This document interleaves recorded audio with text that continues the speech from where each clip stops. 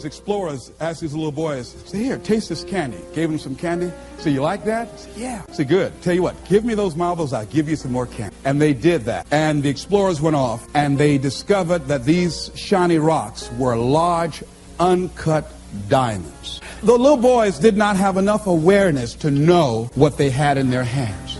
And many of us are like that. Many of us have genius within us. We have ideas that we use it for the company. We put in long hours, 60, 70 hours a week for the company store.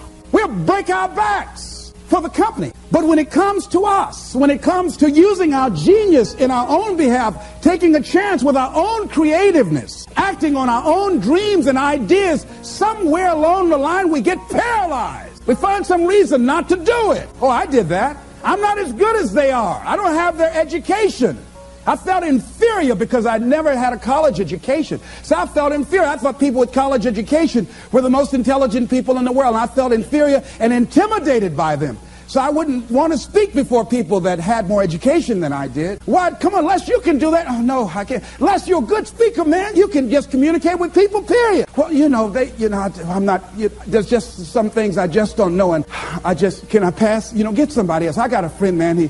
This guy has a master's degree. He's real good. Get him. But I'm not the one to come speak to that group. See, I didn't know what I had in my hands. And fortunately, I had somebody around me who saw what I had and was willing to work with me until I could see it too. See, that's what many times we have to have. Somebody could look beyond our faults and see our needs and hold that vision until we are able to capture that vision ourselves. How do we handle some fears? I was talking with my friend Pat Johnson, who's the president of Begin Within Seminars. Think about some major fear you have. Here's one thing she said, which is good. She said, Les, if you got a real major fear, she said, take a deep breath and see yourself strong enough and more than able to handle that fear, whatever it is. Everybody take a deep breath.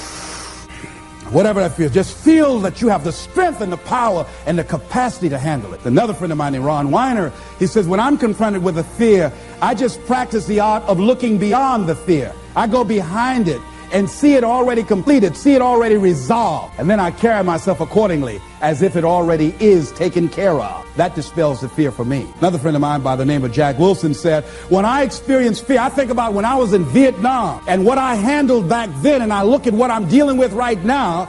And the fact that I survived that, the fact that I had other kinds of situations that were close calls, or that I was overwhelmed with fear and I came through it, then I look at this and says, this is nothing here. And we've all had that experience, what Jack had. How many of you had some situations that you were in that you were overwhelmed with fear? You didn't know how you're going to come out, how you're going to survive. And you did. You survived and you didn't die. Raise your hand if you survive, all right? So what you got to do, whatever that was, whatever that state of consciousness, whatever that self-confidence that you had, however you stood up within yourself, here's what we know. You survived. Here's what we know. You're still here. You didn't die. Hello, you did not die. You didn't die. You hear that? You didn't die. You're here right now. You got it and you handled that fear. You kicked it out of there. Remember that play Color Purple? I remember when Albert told the girl she couldn't go with Sugar. He said, where you going? This girl been wanting all her life, live her dream. But she was afraid. She felt incompetent and he'd beaten her down and her self-esteem had eroded. He said, where you going? You can't talk. Sugar can talk. You ugly. You dumb. Sugar got class. You ain't got nothing. Where you going? You ain't going to make it. You're going to fail. She said, look here. I might be ugly. I might be dumb. I might can't talk. She said, but I'm still here. I'm still here. And so as you begin to look at the fears in back of you, you came through those fears and you're still here. See, that's a testament about how powerful you are. And so whatever the volcano is, you have the capacity to take that volcano on, the capacity to jump in it and find your true identity. Here's another thing that keeps a lot of people from taking on the volcanoes and jumping into the challenges that they're confronted with. The fear of making mistakes or not feeling good enough. Guess what? You're going to make some mistakes. You're going to make a lot of mistakes. Guy said this, and it's true. He said the person who has never made a mistake hasn't done anything. And you're going to make some mistakes if you want to do something out here. You're going to fall flat on your face. You're going to be criticized when you come out into the arena called life. You're going to feel awkward and stupid and dumb sometimes. It goes with the territory. But it's okay. What's important is that you bring your stuff out here. Are you good enough? Prepare yourself. See, there's no substitute for competency.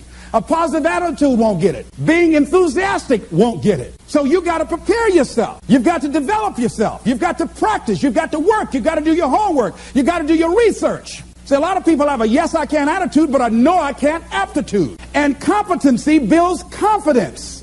And confidence feeds into competency. See, the better you become, the more confident you feel. And the more confident you feel, the better you want to become. You realize that you have no ceiling. That you can better whatever you've done so far. You can go beyond that. You don't become cocky and arrogant, feeling that you've already arrived, as most people have. And that's why they've settled for less than what they rightly deserve in life. Because they feel they have arrived. And they say, well, I can rest now. I can rest on my laurels now.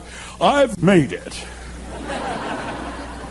No. As long as you're breathing, you've got some more work to do. There's something else for you to achieve. The publisher of USA Today said that unless you've made some major mistakes in life, you haven't started living yet. So a lot of people, if you've never made any major blunders, made some major mistakes, lost some serious money, taken some serious risks, you haven't started living yet. You don't call that living. Not rocking the boat, going through life quietly, tiptoeing safely to an early grave. No. You got to take some chances. You want to bring some adventure to your life. Repeat out to me, please. I will develop myself.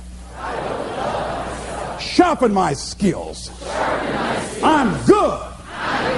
Better than good. And better than most.